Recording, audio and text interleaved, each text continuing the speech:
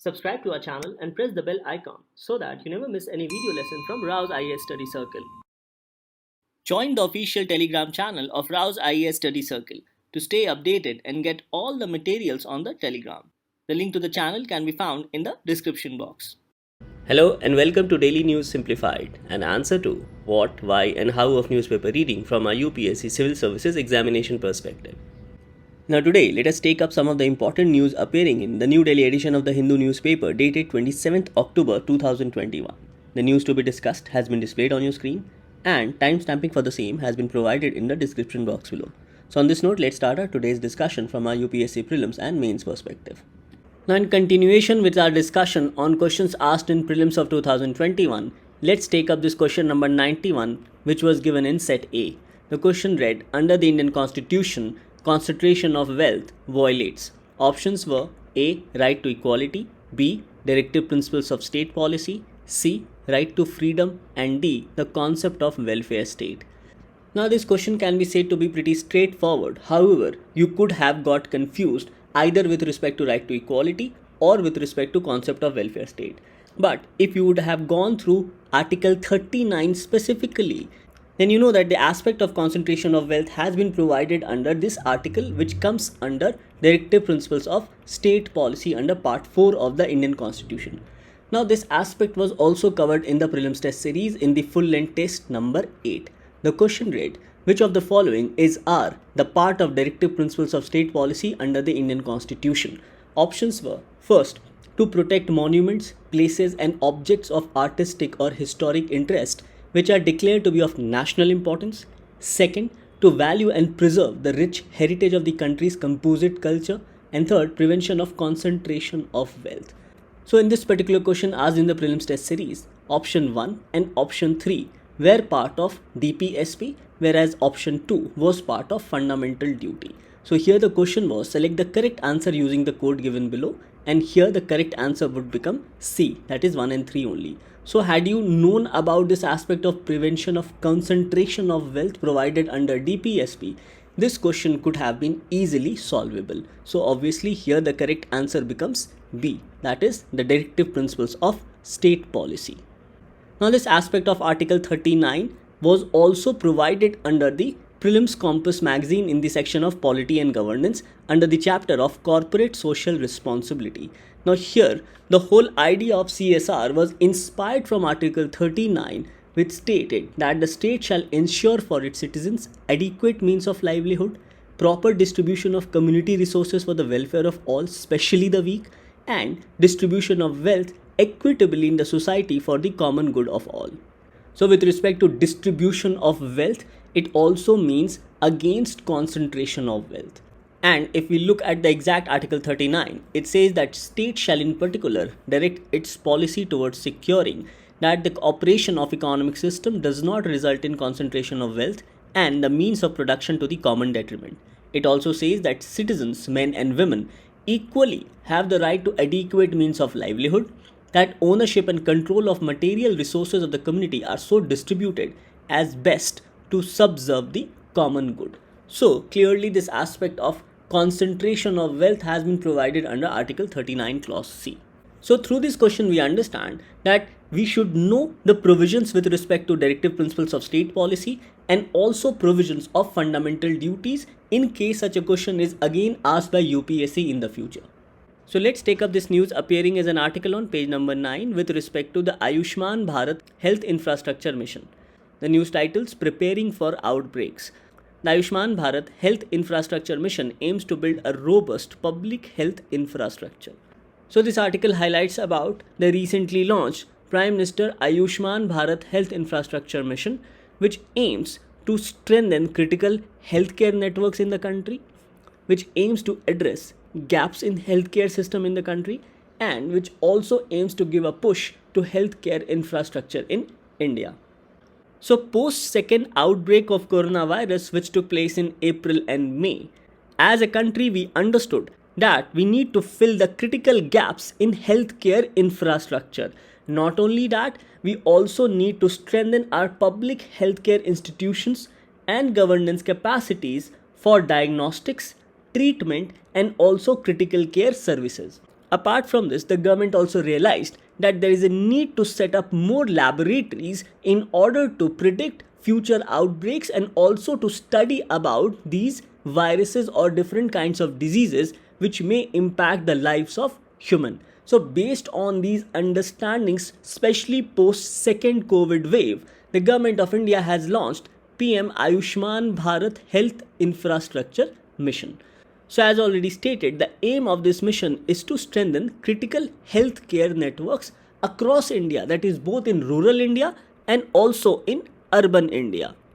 As of late we have found that need for critical healthcare infrastructure is more robust in urban India as compared to rural India. So considering this particular fact, the government aims to strengthen this critical healthcare networks right from the village level to block level, then to district level, then to regional level and at the national level. So the government aims to strengthen this healthcare networks through IT-enabled services across the country with respect to both rural India and urban India. Next, the government also understands that it needs to address the gaps in healthcare. And for this, the government aims at creating facilities for diagnostic and treatment, especially with respect to creating health and wellness centers across rural and urban India for detection of diseases, free medical consultation, free test and free medicines both in urban and rural areas. So these health and wellness centers will help in detection of diseases, will provide free medical consultation, will provide free test and medicines, and also provide critical care related to beds for serious illness. So through creating these facilities for diagnostics and treatment, it will help to address the existing gaps in the healthcare system in India.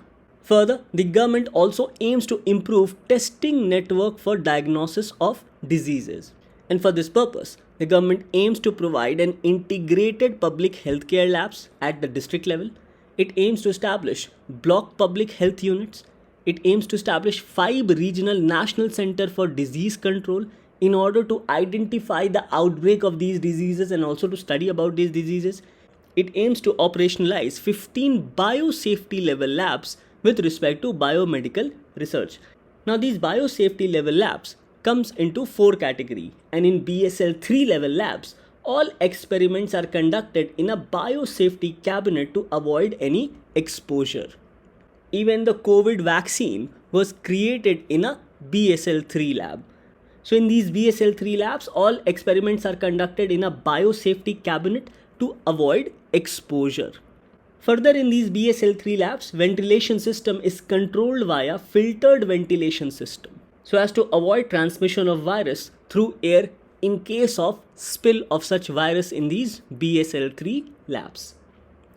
So these public health labs, public health units, National Center for Disease Control and even biosafety level labs will not only aid biomedical research but will also help to improve surveillance of deadly diseases and their outbreak in the country, and through this the government will be able to take adequate measures not only with respect to its prevention, but the government can also take measures to combat the outbreak of such deadly diseases. And for this very purpose, the government aims to expand existing research institutions to study about any outbreak of pandemic. And for this purpose, the government aims to establish 4 National Institutes of Virology and also National Institute for Health. Further, the government also aims to improve research and to help so that these research can help in predicting future outbreaks with respect to any deadly diseases. So not only prevention and combating these deadly diseases is important, but also its surveillance. So for this purpose, the government aims to establish IT-enabled disease surveillance system through a network of surveillance laboratories at block level, district level, regional level, that is at the level of states, and at the national level. So all these interconnected laboratories through IT-enabled infrastructure will help to surveillance any outbreak of any future diseases. So in order to strengthen this aspect of surveillance of future outbreak of deadly diseases, the public health labs will be connected through integrated health information portal. So any information, if available at any corner of the country, can be uploaded on the portal for national awareness. Further, these surveillance related activities will help to improve detection, investigation, prevention and also combating of disease outbreaks at all levels in the country, including that of village, blocks, district, state, and even at national levels. So both these activities with respect to strengthening critical healthcare network and addressing gap in healthcare will ultimately give a push to healthcare infrastructure in India, which will increase the chances of employment in the healthcare sector in the country. Now, this push will also propel the students and also encourage them to take up medicine and also get engaged in research related activities within the country. And overall, this step will support India's Atmanirbhar Bharat Abhiyan. So, all these steps collectively will help to promote integrated healthcare infrastructure and platforms in all states in the country. So, these are some of the important highlights with respect to PM-Ayushman Bharat Health Infrastructure Mission. So, after understanding about Ayushman Bharat Health Infrastructure Mission, let us quickly go through the highlights of Ayushman Bharat Pradhan Mantri Jan Arogya Yojana. So, this scheme aims at promotive, preventive, curative, palliative, that is related to medical care, and also rehabilitative aspects of universal health care. And this would be done through access of health and wellness centers at primary level and provision of financial protection for accessing curative care at secondary and tertiary levels through engagement with both public and private sector.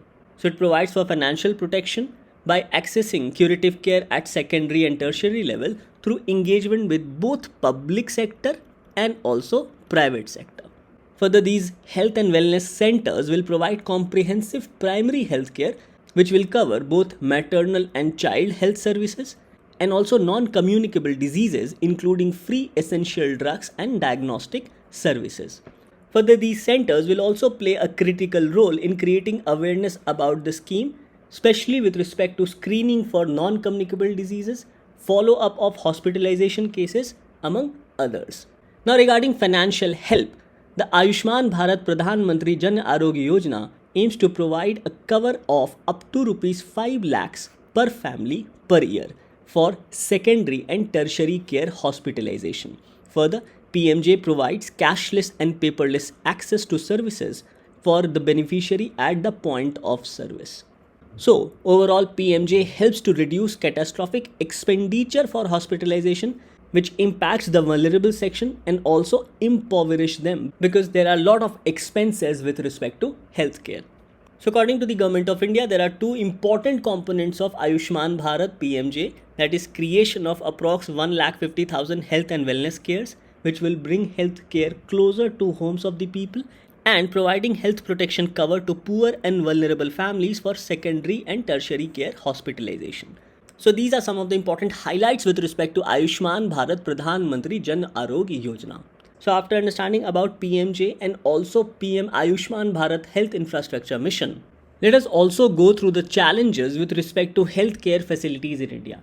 Now, according to State of Democracy in South Asia Round 3 report by Lokniti CDS of 2019, it highlights that healthcare still remains elusive to those who are living on the margin, that is the vulnerable sections of the population living below poverty line. Another challenges with respect to healthcare system includes infrastructure and human resource gaps in health centers, and these infrastructure and human resource gaps pertains to availability of bed in primary and secondary healthcare center, availability of oxygen which was seen during the COVID outbreak, lack of diagnostic facilities such as X-ray or CT scan or other aspects of diagnostics, and also there is lack of supply of essential medicines. So all these can be said to be the challenges pertaining to infrastructure and also human resources, as there are less number of doctors and nurses available in such healthcare facilities in India. Further, the Lokniti report also highlights that the proximity of healthcare services is higher in urban areas as compared to the rural areas. So the government need to establish more healthcare facilities with respect to diagnostic and treatment also in the rural areas. Now, apart from this, there have been other challenges as well, particularly with respect to implementation of Ayushman Bharat Pradhan Mantri Jan Arogya Yojana. These implementation challenges includes identification of beneficiaries, which is done as per the socio-economic caste census of 2011, and here there has been instances of data mismatch, because of which the true beneficiaries are not able to reap the benefits of AB-PMJAY. Now, another challenge is that impaneled hospitals differ across states, and there is also an aspect of asymmetry with respect to states' capacity. So, different states have different financial capacity to improve their healthcare services. Now, several states have increased the coverage of the scheme through state schemes. Now, this entails increased expenditure by these states who choose to expand the coverage. For example, Kerala. However, this may be difficult for cash-strapped states as they have to depend mainly on union government funding more than their own resources. Now, another challenge is that Ayushman Bharat PMJ by design excludes patients who require outpatient care and not hospitalization. Now, this can be said because as per the National Sample Survey 75th round of 2017-18 with respect to health, it highlighted that number of hospitalization cases is far lower as compared to cases of outpatient care, and Ayushman Bharat excludes such patients which require only outpatient care. And as per this survey, there are more number of patients who need outpatient care. So such patients who only need outpatient care do not get the benefit of Ayushman Bharat PMJ scheme. Further, there are also challenges pertaining to ghost beneficiaries because of data manipulation as per the SECC census. Now, we have already said that low cost under PMJ also deters certain private hospitals from getting impaneled under the Ayushman Bharat PMJ Yojana. Further, there is also lack of uniformity in quality of services available across the hospitals in India.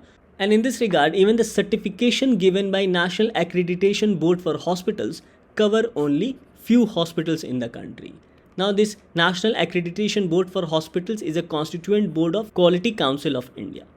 So overall, these can be said to be some of the challenges pertaining to healthcare facilities in India.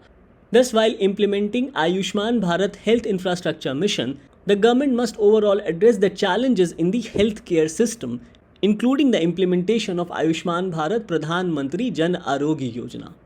So this topic becomes important mainly from our mains perspective under GS paper 2, especially pertaining to aspects relating to health.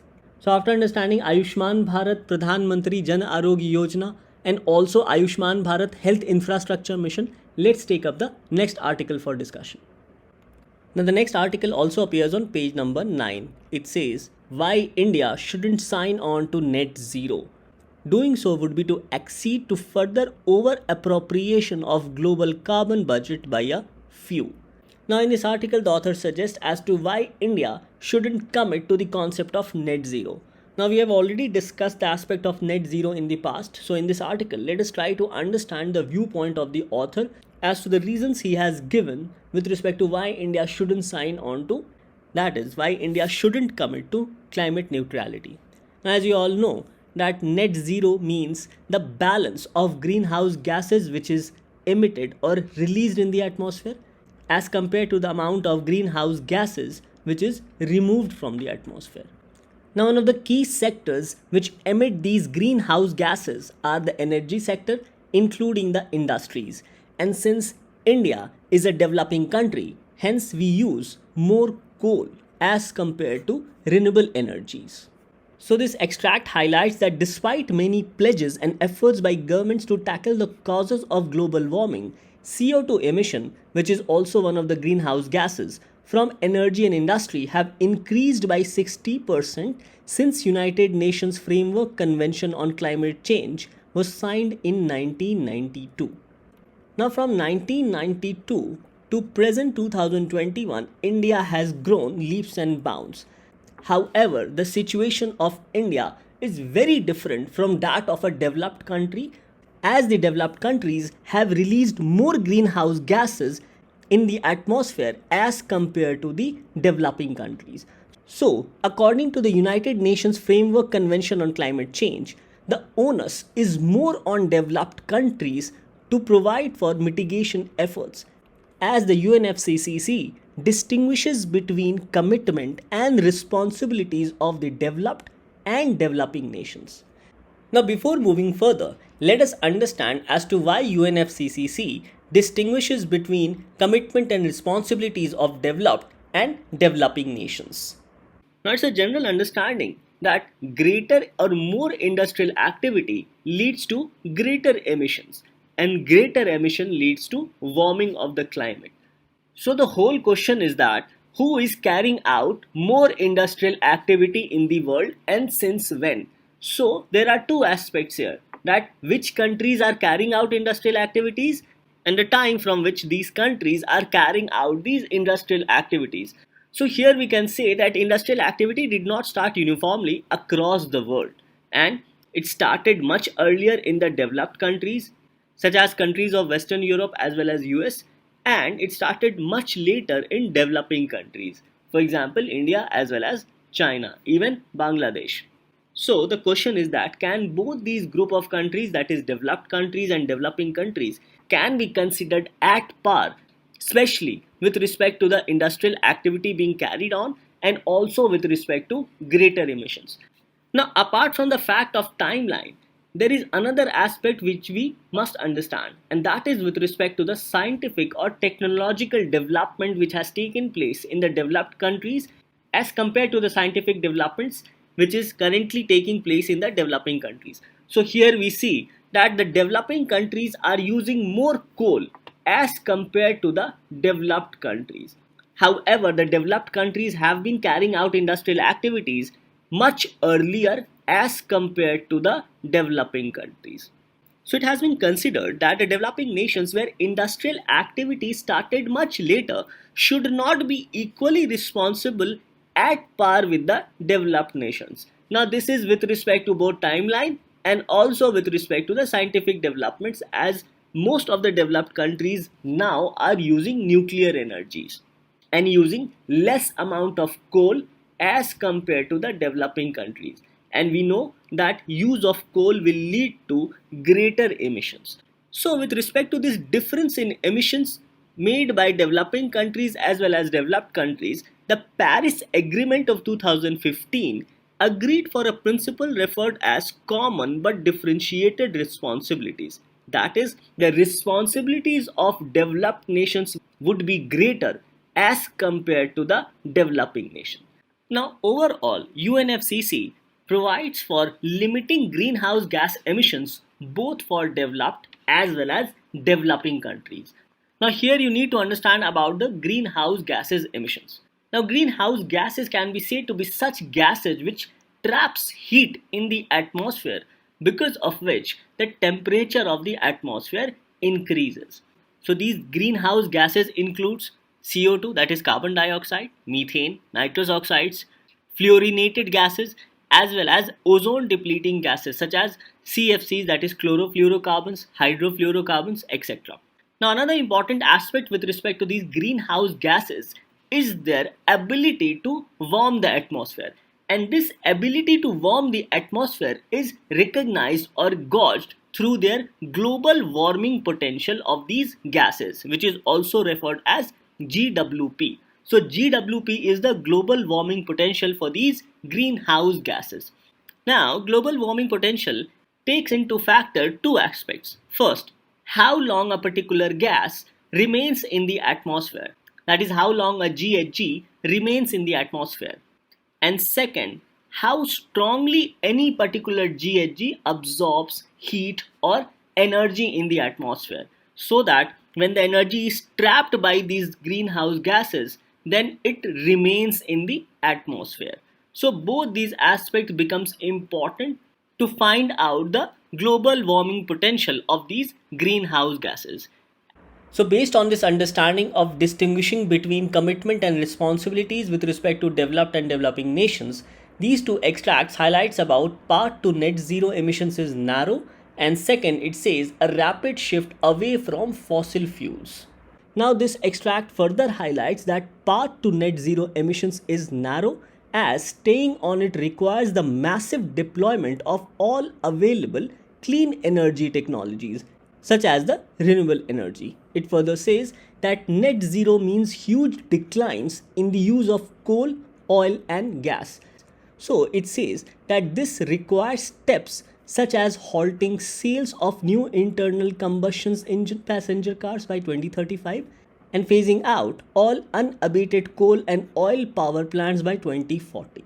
Now, this would be very difficult for India to commit and also to achieve, considering its developmental ambitions. So, with respect to achieving this target of net zero by 2050, this says that global commitments and actions are growing, but they will still fall well short of what is needed to limit the rise in global temperatures to 1.5 degrees Celsius and further avert the worst effects of climate change. But the question is that should the developing nations such as India should take maximum onus to meet net zero target, and shouldn't the developed nation also shoulder some of these responsibilities? So it is in these backdrop the author suggests that India should not be pressurized to pursue net zero emission or to pursue carbon neutrality. Why? Because number one, the author suggests that India is very different from top emitters of the world. Here the author says that India is responsible for no more than 4.3% cumulative emissions of carbon dioxide since the pre-industrial era, even though it is home to more than a sixth of humanity. So despite having 1/6 of the global population in India, it is still responsible for nothing more than 4.37% cumulative emissions of CO2 since the pre-industrial era. And considering the population and its aspiration, we can say that India's per capita emissions are still less than half the world's average, further less than 1/8 of United States, and also the fact that India's per capita emission has shown no dramatic increase like China with respect to its development. Now, the second point highlighted by the author is that India cannot assume that the developed world and China would limit their emissions further in the future, and this can be said with respect to China's growing assertive dominance in the region, including their growing infrastructure and industrial activities. Further, even the failure of developed world to meet their pre-2020 obligations have dented its claim. So India cannot now believe the words of developed world that they will limit their emissions until these limitations are globally sanctioned by law. And based on this, the third point highlighted by the author is that developed countries have still not done anything on their commitment under common but differentiated responsibility. Further, not much of technology transfer or financial support has been provided by the developed world with respect to their commitments under common but differentiated responsibilities. So according to the author, even the developed world have not done anything substantial for India to believe in its commitment. So according to the author, even the developed world has not contributed substantially with respect to their commitments under CBDR. And in the absence of such a claim, steps taken by India with respect to renewable energy can be said to be a mere waste.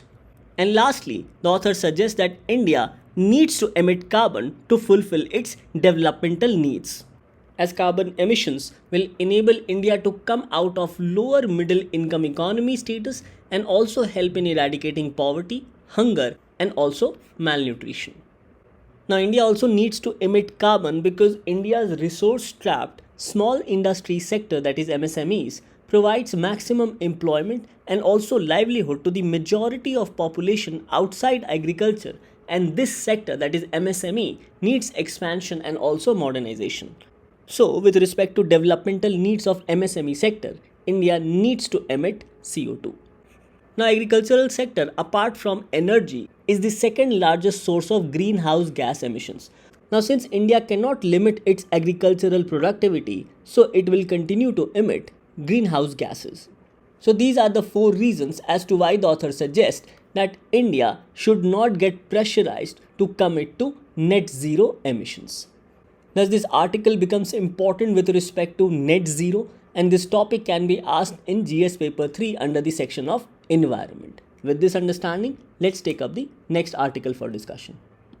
Now let's take up the next two articles from Prelims perspective. Now this news appears on page number 13, which says China's foreign minister meets Taliban in Doha, offers economic and humanitarian support. It says Taliban say a friendly policy towards China is a firm choice by their regime. So slowly, China is opening up with Taliban and is trying to establish a good relationship with Taliban. Now, in this regard, this news highlights about a fact that the Chinese foreign minister has told Taliban that Taliban should break all its ties with East Turkestan Islamic movement. Now the ETIM is an extremist group of native Uighurs who are Turkish-speaking Muslim minority in the Xinjiang province in China. So the ETIM movement has been established from China and they wish to establish a separate country called East Turkestan. Now ETIM is an Uyghur Islamic extremist organization founded in Western China, as you can see in this map, and this is the country which they aim to establish. So China was conveying the message to Taliban that in order to seek economic advantage from China, especially with respect to Belt and Road Initiative and also with respect to CPEC, Taliban must break all its ties with East Turkestan Islamic movement. So this news should be seen mainly from a prelims perspective, and here you should know about the East Turkestan Islamic movement, which was founded in Western China, and they seek to establish a separate country called East Turkestan. Now China is against ETIM because China blames ETIM for several attacks in its western Xinjiang region. So according to China, ETIM poses a real threat to China's national security and territorial integrity, but it also jeopardizes the domestic stability and long-term stability in Afghanistan. So the Chinese government has conveyed the message that Taliban must break all ties with ETIM. Now apart from this, the Chinese minister in its meet with Taliban also identified 4 challenges, namely that of humanitarian crisis, economic chaos, terrorist threats, especially with respect to ETIM, and governance difficulties for Taliban. So this news should be seen mainly from the prelims perspective of ETIM. Now moving to the next news, which appears in the editorial on page number 8, it says coup in Sudan. The military should restore the transition government and allow free elections. Now this editorial highlights about the military coup which has taken place in Sudan. Now from our map perspective, that is with respect to geography, you need to know about Horn of Africa. So Horn of Africa region occupies Africa's easternmost peninsula, which extends into Guardafui Channel, Somali Sea and the Gulf of Aden. Now this is the Gulf of Aden and this is the Guardafui Channel. So please remember this from your geography and map perspective. And regarding Horn of Africa, the 4 countries in Horn of Africa are Ethiopia, Somalia, Djibouti and Eritrea. Further, this news also mentions about Port of Sudan. So in this regard, let's go through some of the important ports in Eastern Africa. These are Port of Djibouti, Port Said and Port of Alexandria in Suez Canal of Egypt, Port of Mombasa, Port of Madagascar, Port of Beira, Nacala and Maputo in Mozambique, Port Sudan along the Red Sea as you can see, and Port of Dar es Salaam of Tanzania. So this news should be seen mainly from the map perspective. And you should know the countries surrounding Gulf of Aden, Red Sea and also the location of Guardafui Channel. So after these 2 news, let's take up the question for the day. Now based on our discussion, this becomes the practice question for the day. It says, consider the following statements regarding net zero emissions. First, we are not on track to meet the agreed targets in the 2015 Paris Agreement on climate change. Second, despite pledges by the governments to bring global energy related CO2 emissions to net zero by 2030, such a feat will be difficult to achieve. So the question is, which of the statements given above are correct? Options are A, 1 only, B, 2 only, C, both 1 and 2, and D, neither 1 nor 2. Now coming to the answer of yesterday, the question was, consider the following statements about Tilak Memorial Swaraj Fund. Options were, first, the fund was constituted by Mahatma Gandhi as a tribute to Bal Gangadhar Tilak. Yes, this statement was correct. Second, the fund was used to achieve Swaraj by investing in activities of spinning, weaving and education for children. Yes, this statement is also correct. Third, the fund was constituted during civil disobedience movement. No, it was constituted during non-cooperation movement. So the third statement becomes incorrect. So the question is, which of the statements given above are correct? So here the correct answer becomes B, that is 1 and 2, as the third statement is incorrect. So with this we come to an end to today's discussion. Thank you for watching DNS.